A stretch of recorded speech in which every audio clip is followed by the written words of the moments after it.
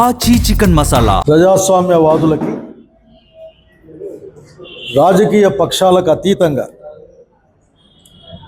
ప్రజాస్వామ్య భారతదేశాన్ని కోరుకునే వాళ్ళకి, దానికి అభివృద్ధిని కాంక్షించే వాళ్ళకి ఒక విన్నపం. అట్లాగే సంబంధిత రాజ్యాంగ వ్యవస్థలను కూడా నేను కోరుతా ఉన్నాను, మీరు కూడా న్యాయంగా ఉండాల్సిన కాలం వచ్చింది అని. ఈ మధ్యకాలంలో ప్రముఖంగా అందరి దగ్గర నానుతున్న అంశం, ఆంధ్రప్రదేశ్ రాష్ట్ర ఎన్నికల్లో ఒక మెరుపు స్ట్రైకింగ్ ఫోర్స్ లాగా వచ్చి ఒక 50 లక్షల ఓట్లు అతి కొద్ది కాలంలోనే వేయడం ద్వారా ఆంధ్రప్రదేశ్లో ఈ రోజున దాని లాభాన్ని అనుభవించిన వాళ్ళు మాది 100% స్ట్రైకింగ్ రేట్ అని చెప్పుకొని జబ్బలు జరుచుకునే ఒక కాలంలో ఇక్కడ ప్రజాస్వామ్యం అపహాస్యం చేయబడింది అని అనుమానాల్ని వ్యక్తం చేయడమే కాకుండా భారత రాజ్యాంగబద్ధమైన ఎన్నికల ప్రక్రియ ఇది వారి యొక్క నమ్మకాన్ని వమ్ము చేసే విధంగా ఉంది అన్న అంశాన్ని ఈరోజు చర్చించబడతా ఉంది. పరకాల ప్రభాకర్ గారు చెప్పక ముందు నుంచి కూడా చాలామంది రాజకీయ నాయకులు, విశ్లేషకులు కానీ సామాజిక శాస్త్రవేత్తలు ఆంధ్రప్రదేశ్ ఎన్నికల్లో 45 లక్షల ఓట్ల యొక్క వివరాలు కావాల్సింది అని పలుమార్లు పలు వేదికలపైన మాట్లాడడం జరిగింది. సమాధానం చెప్పేవాళ్ళు ఎవరూ లేరు. అసలు ఎంత దుర్మార్గంగా వ్యవహరించారంటే వీవీప్యాట్లని ఒక వారంలో కాల్ చేశారు. ఇప్పుడు వీవీప్యాట్లు ఇచ్చేవాళ్ళు లేరు చూసుకుందామంటే. అట్లాగే ఆ వీడియో రికార్డింగ్స్ ఇమ్మంటే ఇచ్చేవాళ్ళు కూడా లేరు. ఈ నేపథ్యంలోనే ఇన్ని అనుమానాలతో ఉన్నప్పుడు ఎలక్షన్ కమిషన్ విడుదల చేసిన లెక్కలన్నది రోజున ఆ మెరుపు ఓట్లు ఎట్లా వచ్చాయో అర్థం కాక అందరూ తలబట్టుకుంటా ఉన్నారు. బహుశా అదృశ్యంగా ఆత్మలు వచ్చి ఓట్లు వేసిపోయాయేమో అనిపిస్తూ ఉంది. ఎలక్షన్ కమిషన్ లెక్కలు ఎలక్షన్ కమిషనే చెప్పాలి.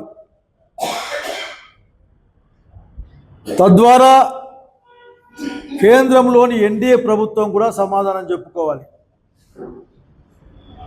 ఇక్కడ కూడా ఎన్డీఏ ప్రభుత్వమే ఉన్న సంగతి కూడా గుర్తు చేస్తూ ఉన్నాం.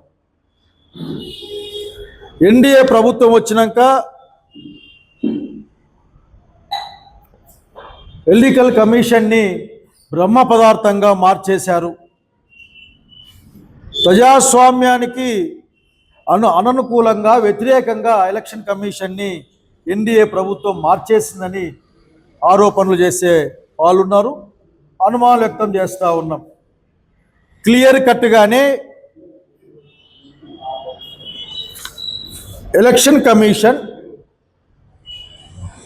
మనం వీడియో ప్రొడ్యూస్ చేయండి మీరు అడిగితే వ్యక్తి యొక్క సమాచారానికి భంగం వస్తుంది కాబట్టి ఇవ్వమని బొంకి తప్పించుకునే కాలాన్ని చూసాం. ఎటువంటి అలిగేషన్ చెప్పినా సరే ఎలక్షన్ కమిషన్ నుంచి సముచితమైన సమాధానం రాని కాలాన్ని కూడా చూసాం. అంతేకాదు చివరికి ఎన్డీఏ ప్రభుత్వం ఎలక్షన్ కమిషన్ని అది ఎంతో ఘోరమైన తప్పు చేసినా సరే క్రిమినల్ ప్రొసీజర్స్ అట్రాక్ట్ కాకుండా దాన్ని కాపాడే విధంగా చట్టం చేసిన సంగతి గుర్తు చేస్తూ ఉన్నాం. ఎన్నికల కమిషన్ ఎన్డీఏకి వ్యతిరేకంగా ఎప్పుడూ మాట్లాడదు. ఎన్డీఏ వ్యతిరేక పక్షాలకు వ్యతిరేకంగా మాట్లాడుతుంది. అట్లాగే అధికారంలో ఉన్న ఎన్డీఏకు లాభం చేకూరుస్తుందనే అనేకమైన ఆరోపణలు ఈ రోజున ప్రజాస్వామ్యవాదులకు బాధలు కలిగిస్తూ ఉన్నాయి. ఎందుకంటే ప్రజాస్వామ్యం నమ్మకం అనే పునాది పైన ఉంటుంది, నిలబడుతుంది. రాజ్యాంగబద్ధం కాకుంటే యూనియన్ భారతదేశం అనేది ఒక సమాఖ్య. ఇది ఆ విషయం గుర్తుపెట్టుకొని కోరుతా ఉన్నాం. ఆంధ్రప్రదేశ్ లెక్కల్ని పరిశీలిస్తే ఇంత అన్యాయమైన మాటల్ని ఏ విధంగా ఎలక్షన్ కమిషన్ మాట్లాడుతూ ఉందో అర్థం కాని పరిస్థితి. 13వ తారీఖు మే నెలలో ఎలక్షన్లు జరిగాయి. ఎలక్షన్లు 5 గంటలకు ఎలక్షన్ టైం అయిపోతుంది. అప్పటి వరకు ఎవరెవరైతే పోలింగ్ స్టేషన్లో ఉంటారో వాళ్ళందరూ ఓటు వేసేంత వరకు ఓటు వచ్చే విధంగా అక్కడ ఉన్న పోలింగ్ ఆఫీసర్ బాధ్యత తీసుకుని ఓట్లు వేయించి పంపిస్తాడు. 5 గంటల సమయంలో 68.04% ఆంధ్రప్రదేశ్ ఎన్నికల్లో 13వ తారీఖు మేన వచ్చింది అని చెప్పి ఎలక్షన్ కమిషన్ ఆంధ్రప్రదేశ్ ప్రకటించింది. కానీ ఆశ్చర్యకరంగా ఆఖరికి వచ్చి ప్రకటించినప్పుడు 80.66% వచ్చింది అని చెప్పింది. మరింత లెక్కల్ని చూసినప్పుడు ఈ ఎక్కువ ఓట్లన్నీ కూడా 11:45 అర్ధరాత్రి నుండి 2 గంటలు 14వ తారీఖు ఉదయం లోపల ఈ ఓట్లు వేయబడ్డాయని లెక్కలు గణాంకాలు చెప్తా ఉన్నాయి.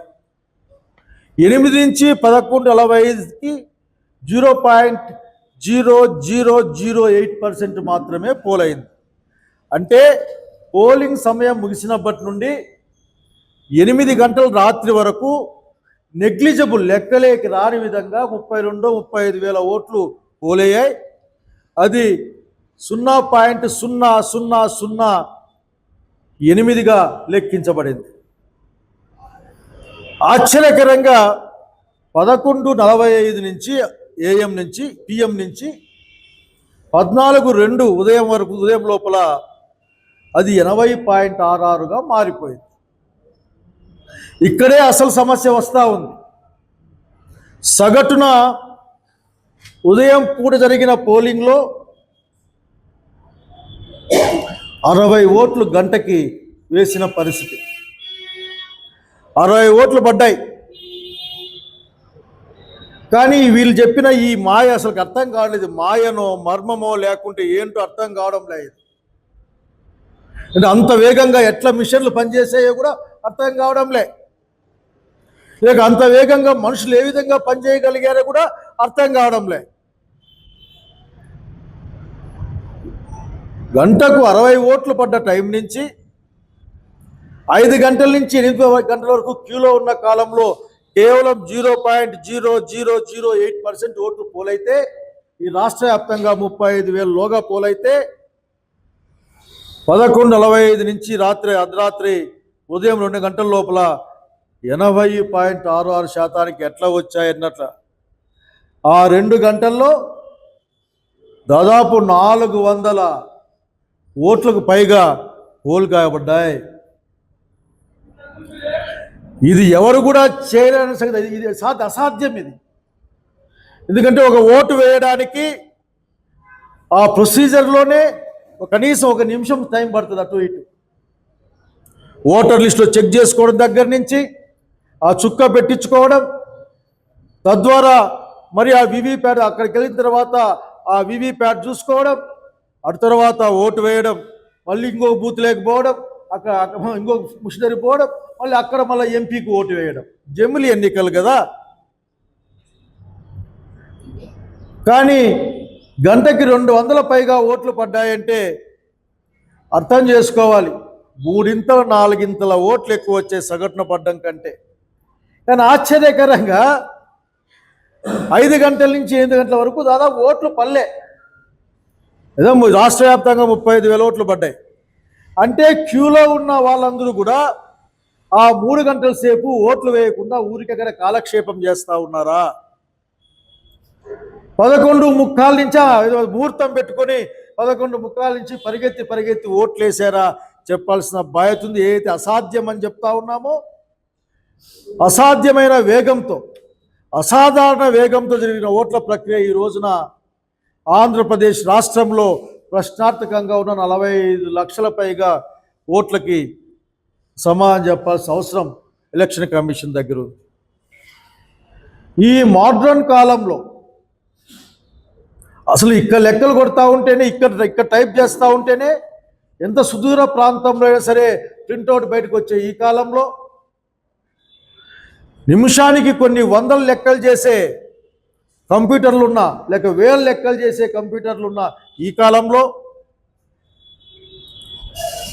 ఎలక్షన్ కమిషన్ ఆఫ్ ఇండియా 17వ తారీఖున లెక్క చెప్పింది. మళ్ళీ 17వ తారీఖు ఏం లెక్క చెప్తారంటే వీళ్ళు 81.86% ఆంధ్రప్రదేశ్ రాష్ట్రంలో ఓటింగ్ శాతం ఫైనల్గా 81.86% జరిగింది అని చెప్తారు. ఎప్పుడు 3 రోజుల తర్వాత, నిమిషాల్లో గంటల్లో చెప్పాల్సిన దాన్ని 3 రోజుల తర్వాత. ఇక్కడే అసలు ట్విస్ట్ ఉంది.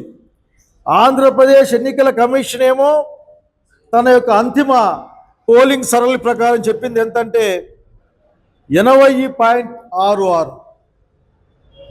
ఎలక్షన్ కమిషన్ ఆఫ్ ఇండియా చెప్పిందేమో 81.86. వీడనికి సమాధానం ఎవరు చెప్పాలి? ఎట్లా లబ్ధి పొందిన వాళ్ళు సమాధానం చెప్పరు. ఎవరైతే ఆ ఓట్ల వల్ల లబ్ధి పొందారో వాళ్ళు సమాధానం చెప్పరు. వాళ్ళు గుంభనంగా ఉంటారు. ఇంకా మాట్లాడితే మా స్ట్రైకింగ్ రేటుకి మీరెవరు తట్టుకోలేరని చెప్పి కూడా మాట్లాడుతూ ఉంటారు. కానీ ఇక్కడ ఆ రోజున అద్భుతం జరగలేదు, ప్రజాస్వామ్యానికి అన్యాయం జరిగిపోయిందని ప్రజలు భావిస్తూ ఉన్నారు. ఆ విషయాన్ని ఎలక్షన్ కమిషన్ ఆఫ్ ఇండియా దాన్ని క్లారిఫై చేయాలి. అసలుకి నాకు ఇంకా ఆశ్చర్యం వేస్తుంది. ఆ బ్యాలెట్లు వాడే కాలంలోనే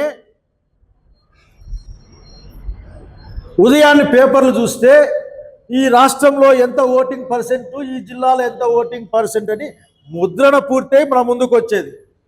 ఎప్పుడు బ్యాలెట్ పేపర్లు వాడే ఆ కాలం, ఈ మిషన్లు, ఈ కంప్యూటర్లు తక్కువ ఉన్న కాలంలోనే ఇంత పెద్దగా సైన్స్ డెవలప్ అయింది. మాది ఏఐ బిఐ అని చెప్పుకునే ఈ కాలంలో 3.5 రోజులు పట్టిన సంగతిలోనే అనుమానాలకు సమాధానం చెప్పాల్సి వస్తుంది.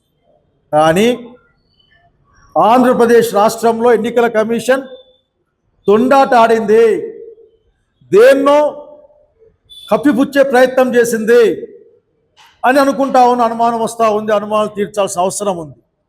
వీవీప్యాట్లని ఒక వారం లోపల కాల్ చేసేయడం, అట్లాగే ఓట్లు క్యూలో ఉంటే 5 గంటల నుంచి మళ్ళీ పొద్దున్నే ఎర్లీ మార్నింగ్ 2 గంటల వరకు ఓట్లు క్యూలో ఉంటే ఆ వీడియో ఫుటేజ్ ఇవ్వయ్యా అంటే ఇచ్చేవాళ్ళు ఎవరు లేరు. అదే వ్యక్తిగతమైన సమాచారాన్ని గోప్యంగా ఉంచుకోవడం కోసమట. ఏం మాట్లాడతారో అర్థం కాని పరిస్థితి. ఓటర్ లిస్టులోనే ఫోటోతో సహా ఆ వ్యక్తి వివరాలతో బయట వివిధ రాజకీయ పార్టీల దగ్గర ఓటర్ లిస్టులు ఉంటాయి, ఆ ఓటర్ స్లిప్పులు ఉంటాయి. కనుక మీరు ఏదో దాచిపెట్టే ప్రయత్నం చేశారన్న విషయాన్ని అనుమానించడానికి చాలా ఆస్కారం ఉంది. భారతదేశంలోని ప్రజాస్వామ్యవాదులందరూ కూడా దీని పట్ల ముందుకు రావాలి, మాట్లాడాలి. భారత సమాఖ్య, భారత రాజ్యాంగం నిర్వచించిన పరిధిలో బలంగా ప్రజాస్వామ్యబద్ధంగా ఉండాలంటే రాజ్యాంగ వ్యవస్థలు ప్రజలకు జవాబుదారీగా ఉండాల్సిన అవసరం ఉంది. ఎన్డీఏ కూటమి, భారతీయ జనతా పార్టీ కూటమి, రోజున ఎన్డీఏ కూటమి ఎలక్షన్ కమిషన్కి అసాధారణమైన వెసులుబాట్లు కల్పించడమే అనుమానాలకు దారితీస్తూ ఉంది. ఏమి చేసినా సరే వీళ్ళని లీగల్ ప్రొసీజర్లోకి రారు అని చట్టం చేయడం, వీళ్ళు ఉద్యోగాలు మానేస్తేనే రకరకాల పదవుల్లో నియమించే ఒక పని పెట్టుకోవడం, ఇవన్నీ కూడా ఈ రోజున ఎన్నికల వ్యవస్థపైనే నీడలు వచ్చిన సంగతి గుర్తు చేస్తూ ఉన్నాం.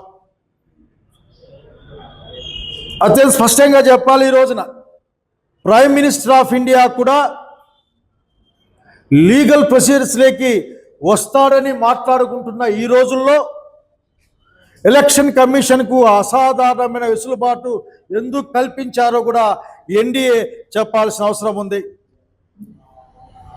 వస్తూ ఉంటే జనం చెప్తా ఉన్నారు ఇదే విషయం గురించి వివరాలు సేకరిద్దామంటే ఈ రోజున్న ప్రభుత్వాల యొక్క లీగాలిటీనే ప్రశ్నార్థకం. ఈ యొక్క ప్రశ్నలకు సమాధానం చెప్పకుండా ఈ ఓట్లకు ఎట్లా వచ్చాయో, ఆకాశం నుంచి ఎట్లా ఊజిపడ్డాయో, లేకపోతే దాదాపు 8-9 గంటలు క్యూలో ఉండి ఒక 3 గంటల పాటు ఓటు వేయకుండా మరి ఓటు ఏ విధంగా జరిగిందో చెప్పాల్సిన అవసరం ఉంది. ఇవన్నీ మాట్లాడేటప్పుడు ఇంకో మాట కూడా మాట్లాడుకోవాలి. ఇన్ని వివరాలని బయటికి తెచ్చిన పరకాల ప్రభాకర్ రావు గురించి కూడా మాట్లాడుకోవాలి. పాపం అతను మన ముఖ్యమంత్రి చంద్రబాబు నాయుడు గారికి ఆయన గతంలో అధికారంలో ఉన్నప్పుడు ద కమ్యూనికేషన్ అడ్వైజర్గా పనిచేశాడు. Is very close to the India government on those days. So ఆయన చెప్పిన మాటలకి సామాజిక శాస్త్రవేత్తగా సమాధానం చెప్పాల్సింది పోయి లేనిపోని మాటలు మాట్లాడే ప్రయత్నం చేస్తూ ఉన్నారు. ఎలక్షన్ కమిషన్ డిమాండ్ చేస్తూ ఉన్నాం. ఈ రోజున ప్రజాస్వామ్య ప్రక్రియలో జరిగిన అనేక అనుమానాలను తీర్చాల్సిన బాధ్యత మీపైనే ఉంది. మీరు మాట్లాడరు. ఎన్ని అర్జీలు పెట్టినా మీరు దానికి సమాధానం రాదు. చిన్న ఎగ్జాంపుల్ అంటే ప్రభుత్వ కార్యాలయాల్లో ఆఫీసర్లు కూర్చొని డబ్బుల పంపిణీ గురించి మాట్లాడుతూ ఉంటారు. వాళ్ళ ఆఫీస్ పక్కనే డబ్బుల పంపిణీ జరుగుతూ ఉంటుంది. కానీ వాళ్ళు పెద్ద పెద్ద మాటలు మాట్లాడుతూ ఉంటారు ఉపన్యాసాలు. అట్లా ఉంటుంది తప్పనిస్తే ఇంకేమీ కాదు ఇక్కడ. సో ఈ రోజున ఆంధ్రప్రదేశ్ ప్రజానీకం కోరుకుంటా ఉన్నారు. ఈరోజు వాళ్ళు వేసిన ఓటు అపహాస్యానికి గురైందా, వాళ్ళ నమ్మకాన్ని మీద ఏమైనా దెబ్బపడిందా, వాళ్ళ నమ్మకం వమ్మైందా, ఏ విధంగా ఈ ఓట్లు వచ్చాయో 3500 బూతుల్లో కేవలం 2 గంటలు వాళ్ళ లెక్కల ప్రకారమే 15 లక్షల పైగా ఓట్లు పోలయ్యాయంటే అసలు ఏందో తెలియాల్సిన అవసరం ఉంది. ఓడిపోతాయనుకున్న సీటు కూడా ఆఖరి టైంలో గెలిచాయి. అనుమానమే ఈ రాష్ట్ర వ్యాప్తంగా. కాబట్టి లాభపడ్డ వాళ్ళు లేక లాభపడే ప్రక్రియలో ప్రకటించబడ్డ వాళ్ళు ఏమీ మాట్లాడరు. కానీ ప్రజాస్వామ్యవాదులు ఎలక్షన్ కమిషన్ నిలదీయాలి, అడగాలి ప్రజాస్వామ్యబద్ధంగా. ఎందుకంటే ప్రజాస్వామ్యం ఉంటేనే మనమంతా బాగుంటాం. ఈ దేశంలో అందరూ కూడా ప్రతి ఒక్కరికి ఒక ఓటు, ఎంత పెద్దవాడైనా ఎంత షావుకారైనా ఎవరైనా సరే ఒకరికి ఒక ఓటును సమానమైన అధికారంతోనే భారత రాజ్యాంగం మీదుగా ఈ సమాఖ్య నిలబడిన విషయాన్ని తెలియజేస్తూ ఉన్నాం. ఈ ఆశ్చర్యాల నుంచి ఎవరు సమాధానం చెప్తారో, ఆ మెరుపు వేగంతో ఓట్లేసిపోయిన వాళ్ళు ఎవరో, ఎక్కడి నుంచి వచ్చారో కూడా చూపించాల్సిన బాధ్యత, సందేహ నివృత్తి చేయాల్సిన బాధ్యత ఎలక్షన్ కమిషన్ పైన ఉందని తెలియజేస్తూ తక్షణం రెస్పాండ్ కమ్మని ఎలక్షన్ కమిషన్ ఆఫ్ ఇండియాను భారత పౌరుడిగా ప్రజాస్వామ్యవాదిగా డిమాండ్ చేస్తూ ఉన్నాం. ఎందుకంటే ఈ రోజున ఫస్ట్ నుంచి చెప్తా ఉన్నాం 45 లక్షల ఓట్లకి సరిగ్గా లెక్కలు లేవు. ఈ లెక్కలు చెప్పండి అని చెప్పాల్సిన వాళ్ళు ఎలక్షన్ కమిషన్. వాళ్ళు చెప్పడంలే. వాళ్ళు అసలు వీవీప్యాట్లు కాల్ చేశారు. ఆ తర్వాత ఓట్లు లెక్కేయాలంటే కోర్టులో లేదు, మేము అట్లా వాళ్ళం కాదు, మేమంతా అప్పుడు చేయలేదా ఇప్పుడు చేయలేదా అని మాట్లాడే మాటలు. గతంలో ఎంత గొప్పగా చేసినాం, ఇప్పుడే అనుమానం వచ్చిందా మీకు, ఇట్లా మాట్లాడి తప్పించుకునే ప్రక్రియ. అట్లాగే ఓటుని క్రిటికల్ అట్లా అన్ని బూతుల్లో కూడా ఓటుని వీడియో తీస్తారు. దేనికి వీడియో తీస్తారు?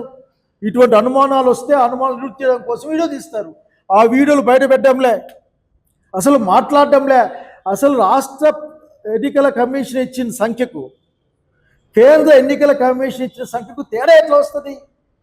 అది కూడా వాళ్ళు 80.66 నుంచి 81.86 దాకా ఎట్లా మారుతుంది? ఇంత మోడర్న్ టెక్నాలజీ ఉన్న యుగంలో 3-4 రోజులు కావాలన్నా అంతిమ పోలింగ్ చెప్పడానికి? మాన్యువల్గా చేసినప్పుడే ఉదయానికి పేపర్లో వచ్చేది కదా, ఎంత జరిగింది, ఏం కథ, ఎక్కడెక్కడని. మారుమూల రాష్ట్రాల నుంచి కూడా సాయంత్రానికో రేపటికి వచ్చేసేది.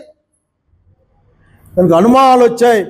భారత రాజ్యాంగాన్ని నమ్మే వాళ్ళుగా, భారత రాజ్యాంగాన్ని ఆమోదించిన భారత పౌరుడిగా అడిగే వాళ్ళు అడుగుతూ ఉన్నారు. మేము అడుగుతూ ఉన్నాం, సమాధానం చెప్పాలి. ఆ ఎన్నిక పైన కాదు, అసలుకి ఈ ఫలితాలపైనే ఈ ఓట్లు ఏంది అర్థం కాని పరిస్థితులు. సో ఈ సమాధానం చెప్పాల్సిన ఎలక్షన్ కమిషన్ ఈరోజు. So people having a doubt on that, ఏమో జరిగింది అని చెప్పాల్సిన అవసరం ఉంది. 1% వేరియేషన్ చూసి యా 1% లో రిజల్ట్ ఎంత వరకు చేంజ్ అయ్యింది ఒకసారి అంచనా. దాదాపు 1%కి 20,000 దాకా అటు ఇటు వస్తుంది. సో ఇది ఎలక్షన్ దాదాపు అన్నిట్లో కూడా చాలా కేటగారికల్ లెక్కలు తీసి ఎవరైనా చూసుకోవచ్చు. చిన్న ఎగ్జాంపుల్ ఏంటంటే లెక్కల్లో తప్పెట్లు వస్తుంది. 17C ఫామ్ మీద సంతకం పెట్టింటారు కదా, పెట్టారా లేదా, ఏజెంట్లు అంతవరకు ఉన్నారా లేదా చూపించే వాళ్ళు లేడు, అడిగినా చెప్పేవాళ్ళు లేరు. వచ్చింది కదా వేసేసుకో అనే ఒక కార్యక్రమం తప్పనిస్తే ఇంకో కార్యక్రమం కనపడడం లేదు. ఈరోజు సమాధానం చెప్పాలి.